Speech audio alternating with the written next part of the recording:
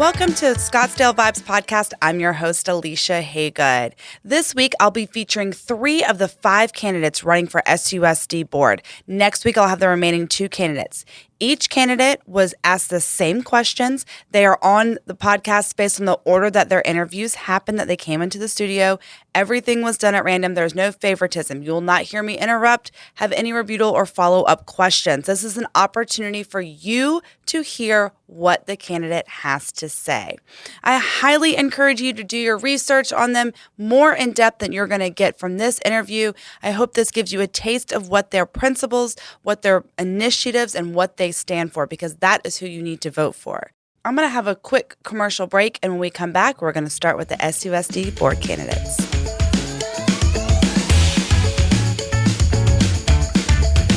We all want that perfect smile, so who better to call for all your dental needs than Dr. Robb Vaules at Arizona Center for Laser Dentistry. Dr. Gaudio and his staff offer the best dental experience. Whether it's time for your routine cleaning, one-of-a-kind laser dental treatment, or teeth whitening, their same-day service saves you time and money. And as a mom of 2 little ones, trust me, this is exactly what I need. Give Dr. DeVito a call at 480-990-1905. You can also find him on the web at drdevito.com.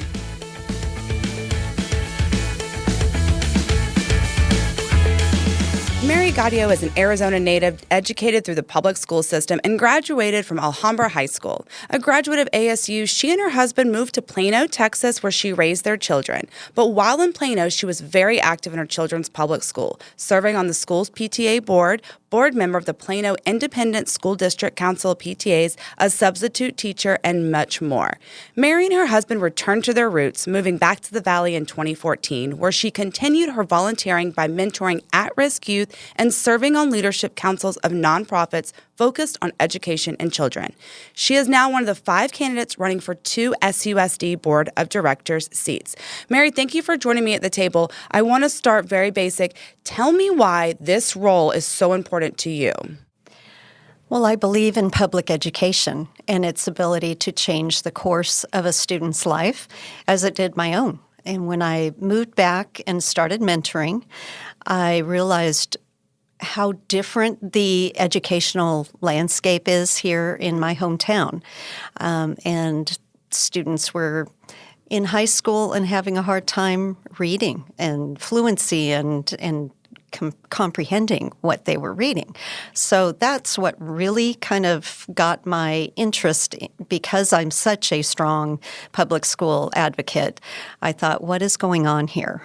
And so just over the years since I've been back, I've really followed it. I've also worked to get more pro-public education advocates elected into office. And it's not because they're a D or an R. It's because I care about this issue. What is a key issue you feel, Mary, that the board needs to undertake to ensure that our children are getting the best education here in Scottsdale? You know, it's been said on social media that Mary Guadio believes that inclusion is going to solve everything. I do not believe that, but I do believe it is a factor in how a student learns. I believe that we need to invest in our teachers. We need to recruit and retain teachers. That is the biggest issue that not just Scottsdale Unified School District faces, but across the nation. Mm-hmm. And so we can't move the needle on academic performance without those qualified, certified teachers. So that is going to be my focus. There are things that we can do, but the number one thing is not just inclusion for students, but inclusion for our teachers, and make sure that everyone feels accepted and valued and respected. Funding. It's always a hot topic. I know you're shaking your head like, oh, yes, it's a hot topic button, and now more than ever. The override is on the ballot this election, too, which is about funding. Our teachers, as you were just mentioning, Mary, are some of the lowest paid in the nation. Our students are some of the lowest funded educated in the country. We live in a wealthy district, and yet we're still having these problems. Where is the money, and how are you going to be transparent with the community to share with us how our funding is going? Our budget is a public document. There is nothing hiding in our budget. I'm a transparent person. Anybody that knows me knows that I am, what you see is what you get. I don't hide anything, and I'm very truthful. I do believe that there is a need for additional funding, and that is why I do work to get more public school advocates and champions of public education elected into office, including Christine Marsh, who is a Scottsdale Unified School District teacher. I believe in that very strongly. As a board member, I can't do anything about that. But as a private citizen, that is how I've spent my time. But as far as the budget goes, making sure that every dollar that we do spend is put in the right direction in terms of classroom instruction, paying our teachers what they deserve with what we have. And I do hope that the voters in Scottsdale will approve the override, because without that, that sends a signal to our teachers that they are valued, that we are supporting what they are doing with our students in the classroom. It sends a message to our students, our families, that yes, we support public education. Without that support, I fear that we're going to lose teachers. That is just another signal to them that we're not respecting the work that they are doing. And they are working extra hard in some of the most incredible circumstances that we've ever faced in education with the public, health crisis. I think that if we truly care about academic proficiency and about our students and their ability to learn in the classroom and succeed in life, we will invest in those children, and we will invest in the educators who will support their learning. The SUSD board hasn't had the best reputation the past couple of years. We've made national news for some pretty horrific things. How are you going to work with other board members in a nonpartisan way to ensure that our kids are put first? They have to be put first. I have a long history of working with families as a PTA president, with teachers as a PTA president, with administrators as a PTA president. I was in very conservative Allen and Plano, Texas. I know how to work across the aisle, and I have so many friends who are of a different stripe politically than I am. We have to work together. That is, education should not be a partisan issue. Only maybe the seniors, a portion of them in the district, have, the ability to vote. These young kids, they're not voters. All I want is to give them the best opportunity to succeed. And so we do have to put our students first. We have to put politics aside. This is about our students, our teachers, and our community. We constantly talk about what needs improvement. I want to hear something from you that you think the district is actually doing right now. They're doing so much right. Let's hear. Okay, so for instance, the IB program, the STEAM program, the IB program that goes from elementary through middle school and high school. My kids did go through the IB program. They did not get in Texas the full IB diploma. Neither one of them wanted that direction, but they had that flexibility to take IB classes along with AP classes, which I really appreciated, and they did too. But that is such a fantastic program. I think that we are doing a great job of selling that as well. We're starting to really see communications in the district take off. Christine Harrington and her team are doing a fantastic job. I see social media pages for every school just all over Facebook and Instagram. What a fantastic thing that is, because in this environment, my background is in advertising. So in this very competitive learning, educational environment, we have to promote ourselves. We have to tout the things that we are doing correctly. We have so many students who are national merit semifinalists. You can't have that without excellent teaching, excellent opportunities for our students. But I just visited on a couple of weeks ago Echo Canyon Elementary. Well, it's not actually elementary. It's Echo Canyon School K through 8 or pre-K through 8. And it's a looping model, which I cannot wait to see the statistics, the academic performance based on that. They started that in 2017, I believe. And so they were just gathering the evidence of how that works and any of the academic performance that would increase based on that. And if you're not familiar with looping, it's kids coming in pre-K and kindergarten have the same teacher both years, and subsequent years the same thing. First and second have the same teacher.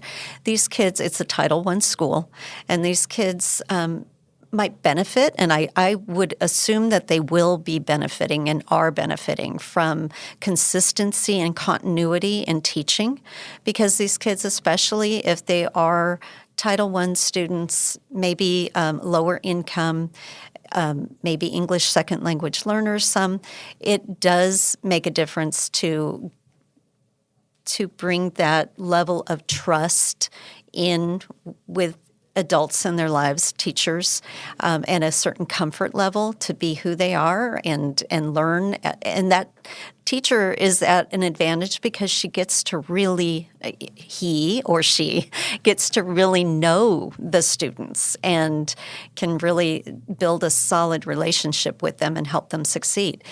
These are things that not every school district does, that are just, we're willing to take chances. We're willing to put ourselves out there and do bold things. And we must do that in order to compete. And I'm very happy to see what progress we've made, what little, it's baby steps. But I think we are in the right direction. And I'm excited to see what comes of that in the next round of stats, the data dashboard. I can't wait to see the data that gets put up on that. Mary, before we leave, tell us why Mary for SUSD School Board. I'm not in this for any reason other than to help my community. This is of pure intentions because I love kids. And I am a community builder. I'm not in this to find fault necessarily with the district. I will be honest when we are not doing good things, when we fall short of our objectives. But I'm in this for the kids, students, absolutely first. This is our future, and we need to make sure that we are investing in it, that we're caring for it, and we as a community have to pull together. That's what I've been doing for the past 25 years of my life. I'm here to build community. I'm here to help my community and serve my community for the betterment of society and Scottsdale. Mary, thank you so much for joining me at the table today. To find out more about Mary and everything that she's running for, please go visit her website at maryg4susd.com. Please do your due diligence, research all the candidates, and most importantly, please go vote. Thank you so much. We'll be right back.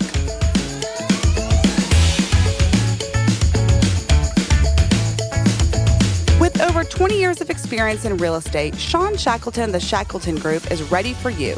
Sean is a well-respected, full-time agent that is always at the forefront of both market trends and market technology. Most importantly, she is a realtor who will listen and always put your needs first. It's no wonder Sean is named as one of America's top 100 real estate agents. So whether you're buying or selling or need a good neighbor, call Sean of the Shackleton Group at 480-734-7277. or find them on the web at theshackletongroup.com.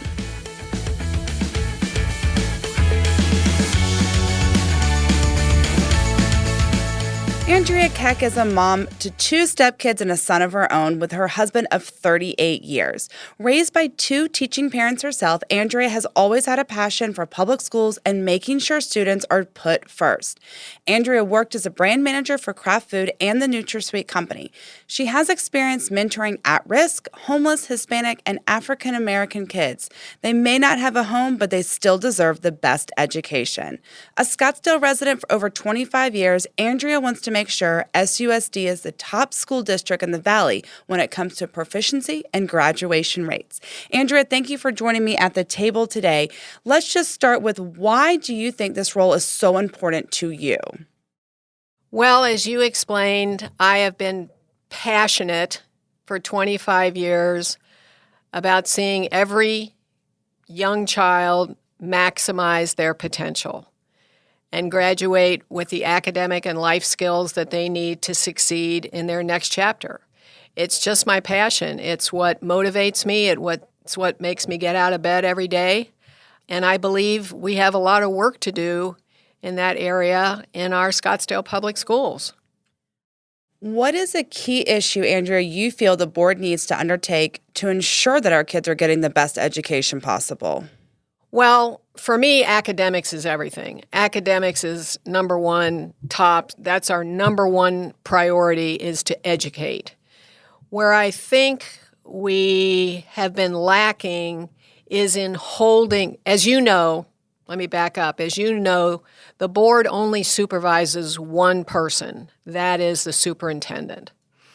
And I think we have been lax in setting specific, aggressive, measurable academic targets that we expect to be met, and then holding him or her accountable for achieving those within specific time frames.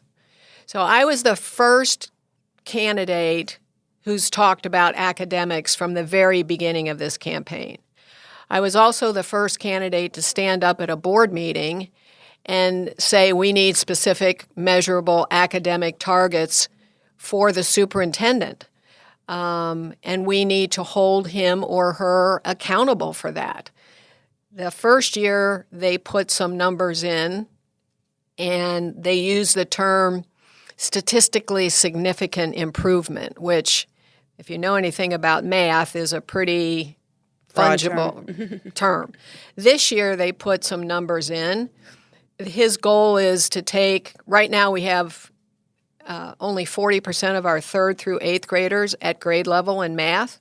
So his goal is to take 40% to 43%. Wow. You know, at that rate, it's going to take us 10 years to get a 10-point increase. So I don't think we're being aggressive enough in holding the superintendent accountable for achieving academic results. Funding. It's another big issue. It's always a hot topic, and now more than ever, the override is on the ballot this election too. Our teachers are some of the lowest paid in the nation. Our students are some of the lowest funded in the country. We live in a wealthy district that is still having these problems. Where is the money, and how are you going to make this more transparent to the community of how we're spending it? Well, one place the money is in administration. In my opinion, we have way too many people at the top and not enough money and people at the bottom. Another issue we have in Scottsdale is overhead from empty school buildings. We have 29 buildings in Scottsdale. We have 10 of which are either empty or substantially under capacity, costing us $3 to $4 million a year in overhead. I personally do not support this override, and I'll tell you why. First of all, I'm all for maximum amount of money that we can provide to teachers, direct to students in classrooms. That is not what this override does. This is an extension of one that was put in place in 2016. First of all, they're asking for 70% more money since 2016 in a scenario where enrollment has dropped almost 10%. Secondly, and it's hard to calculate this, but with my rough calculation, only about 25% of the money actually goes to teaching curriculum direct to students. The other 75% of it is literally going to, I kid you not, better sound systems in the weight rooms, better curtains in the theater, esports consoles. And also the third thing I would say is that they arrived at this number not by doing zero-based budgeting, not by giving every person a blank piece of paper and saying, write down what you need and how much that costs. It just miraculously happens to be the maximum amount of money they can ask for by law. So I'm all for spending money and supporting our students, but I want the money to go to teachers, curriculum, technology, directly in class, direct to students, and 75% of this doesn't. So I don't support this particular override. The SUSD board hasn't had the best reputation over the past year. How are you going to work with other board members in a nonpartisan way to ensure that our kids are put first and not your personal motivation? Well, the only thing that motivates me is doing what's in the best interest of our students. I'm not in this for any other reason. I have no long-term political aspirations to be, a state legislator or anything else. My one and only goal, as I said in the beginning, is to see every young person maximize their potential and have the academic and life skills they need to succeed in their next chapter. So that's what motivates me every single day. How to work with other people? I, as you mentioned earlier, was a brand manager for Kraft and NutraSweet. I also had other corporate jobs, but I ran $200, $300 million businesses. And my job, I was not a specialist in anything, but I had a team of specialists. I had the chemists who literally were concocting margarine in the chemical labs. I had salespeople. I had packaging people, advertising people, legal people. So my job as a generalist is to know what questions to ask and to create a culture among the team where they respect each other and they will ask and challenge each other. And my job is to hold them accountable for being on time and under budget. So based on that experience, I'm pretty confident in my ability to work with 4 other board members, some of whom we'll agree with and some of whom I won't. The other thing I learned through that process is don't sacrifice the perfect for the good, all right? If you can get 7 of the 10 things, maybe that's the best you can do this time. Next time around, maybe you'll get the 8th. Next time around, maybe you'll get the 9th. On the other hand, anybody who knows me knows that I will stick to my point of view. And if I fundamentally feel it's not in the best interest of our student, I'll just say so, and it might be 4-1. We constantly talk about what needs improvement, what's wrong, what's broken, and what's not working. I want to hear something from you, Andrea. What is the district doing right now? Well, you're right. There are a lot of positive things that happen in SUSD. I mean, we have, first and foremost, fabulous young people. Our students are number one. We have dedicated teachers. We have involved parents. We have a plethora of academic choices. I mean, you can take Mandarin Chinese. We have a plethora of extracurricular activities. So you're right, and I think sometimes unfortunately my personality is such that if 99 things are going well and one thing's going wrong, I'm worried about how can we fix the one thing that's going wrong. I was asked a similar question recently in terms of the board itself, and one of the things I was happy to see the board do this year was to stick to the public comment parts of the board policy.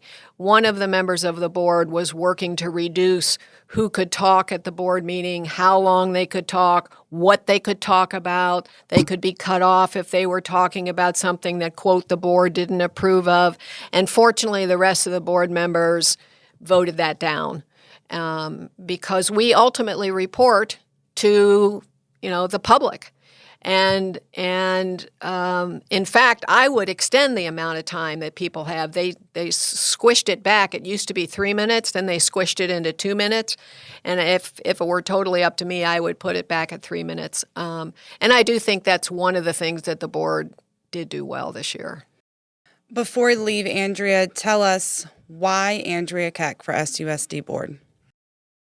Well, I will say that I am the most qualified person in this race, and I say that humbly. But I am unique in that I have 30 years of corporate business experience running a big business. Fundamentally, this is a business. We have 21,000 customers is the way I look at it. We have 3,000 employees, 29 buildings, as I said, and, a $500 million budget.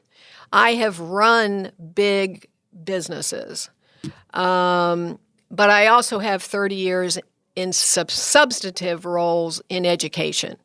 As you mentioned, I spent 9 years working with homeless children. I was on the board of Boys Hope, Girls Hope of Arizona for 7 years, so I've been a board member of nonprofits.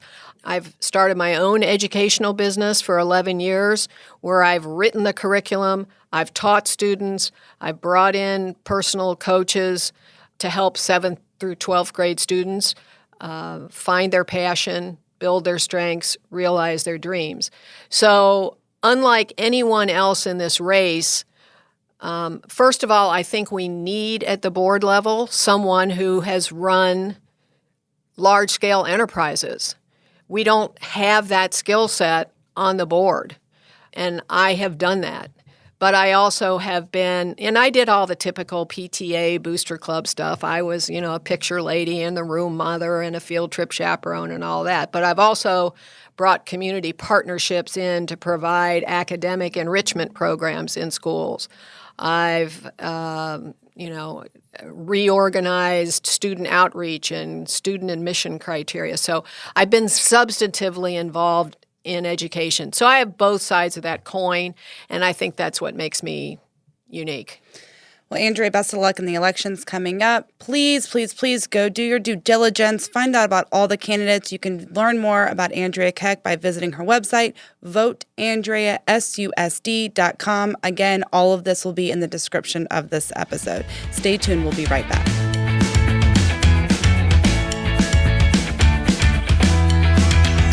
We've heard commercials for those other insurance agents, but when it comes to someone who knows Scottsdale and the insurance business, there's only one person you can trust with your stuff, and that's Jeremy Mueller of State Farm Insurance. Jeremy and his team of agents have been helping Scottsdale for over 20 years. From big purchases to rentals, there is nothing Jeremy can't cover at the best rate with the best service.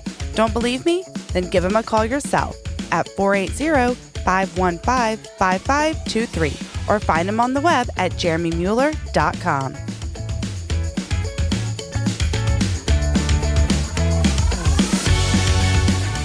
A graduate of Arcadia High School and parent of a current SUSD student, Robb Vaules is a believer in the public schools. Robb's work expertise has been in developing successful businesses, management, marketing, strategic account management, and sales program, all while targeting senior leadership at hospitals, clinics, and medical practices. He's also been a substitute teacher within SUSD for his son's class, and he's also a believer that every kid deserves the same fundamental education no matter what their background may be. Robb, thank you for joining me at the table today. I want to start with you like everyone else. Tell me why this role is important to you. It's important to me because of the kids in special education. We spend 30% of our money on, in a school budget on 15% of our students. And those are students that need public schools. There's no other opportunities for them for education.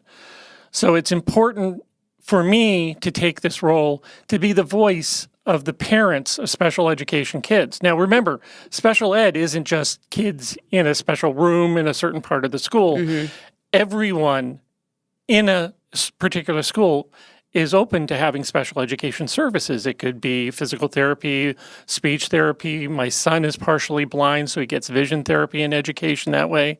He gets a lot of his books and reading material adapted for him. So a goal of mine is to make special education more inclusive throughout all of mainstream education and not just relegate children to a particular classroom. What is a key issue, Rob, that you think the board needs to undertake to ensure that our children are getting the best education? We make investments in our teachers, and we need to retain our teachers. And I don't think teachers are paid. They're not treated as professionals. Lately, they've been demonized. These are professionals that need to be respected and paid for the work that they do. And I think the best way to improve our academics in our schools is to identify those teachers that are excellent at their jobs, pay them well, and work to retain them. Speaking of paying teachers well, funding, it's a hot topic button issue. The override is on the ballot this election too. Our teachers, like you were talking about, are some of the lowest paid in the nation. Our students are some of the lowest funded in the country. We do live in a wealthy district that's still having these problems. So where is the money, and what are you going to do to make this more transparent to the community? Well, I think we're already transparent as to where we're spending our money. If anyone spends any amount of time just watching a school board meeting or reading the documents that they release, they're not hiding anything. Right. But the issue doesn't come at the district level. It's at the state level. We have plenty of money. We have a $5.3 billion surplus sitting in our coffers. And Governor Ducey has chosen not to do anything with that toward improving public schools.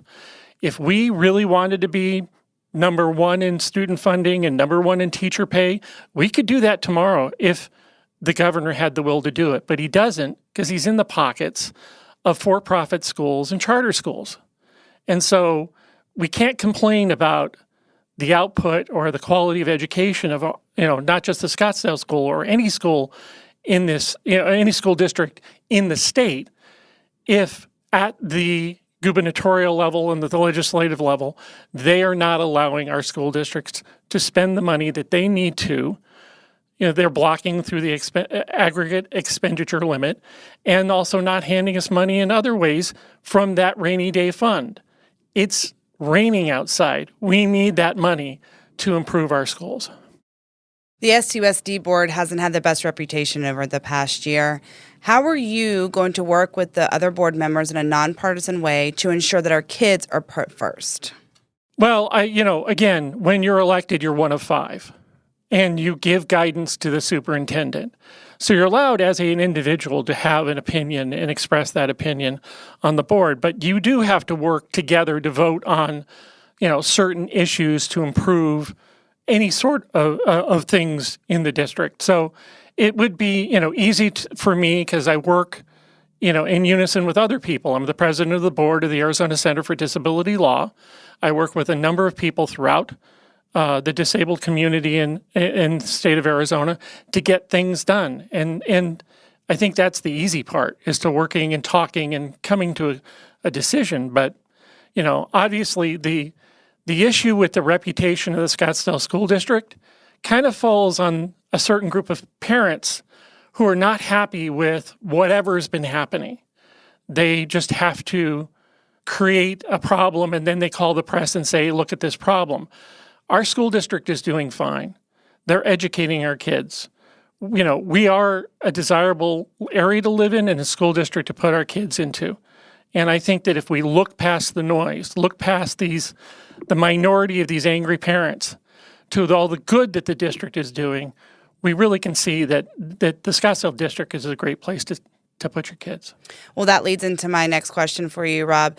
We do constantly talk about this needs improvement, that needs improvement, these people are doing so and so wrong. What are some of the positive things that the board is doing right now for the students?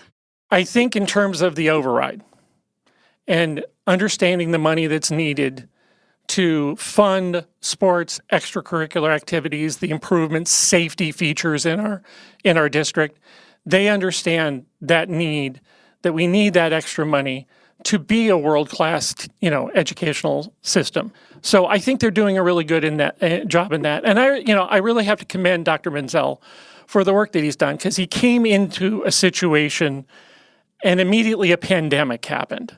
And no one, there's no graduate level program of how to run a school district during a pandemic. That is true. And so he's taken the reins and really done the hard work to get our district through some pretty bad times, having to deal with outside influences, having to deal with parents that are not happy about masking or vaccine requirements, and having to deal with county and state health officials on how to keep our kids safe. So I really have to commend Dr. Menzel and the current board for really working hard and doing what they had to do to keep our kids safe. Before we leave, Rob, tell me why Rob for the Scottsdale Unified School District Board? This is my district. I grew up in this district. I went to Hopi, Ingleside, Arcadia. My kid is in this district. This school district means something to me. This is where I'm from. When I went to NAU, did my graduate work at the University of Texas, and wandered about the country, working for advertising agencies and eventual medical practices. When I had the opportunity to move my family back to Arizona, I knew exactly where I wanted to be, in the Scottsdale district for my kid. And so this is my commitment to anybody that would vote for me. This is my district. I'm fighting for your kids. I'm fighting for my kid. I'm fighting for every kid in the district because I know how important an education in this district is. I've done very well for myself, and I take a lot of knowledge in that.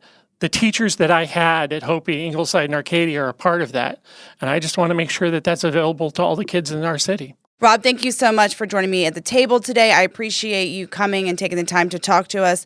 Please go learn more about Rob and the values he's fighting for by visiting his website at VaulesForSUSD.com. That's VAULES for SUSD.com. Again, all of this will be listed in the description of this website. I'll be right back with the calendar of events.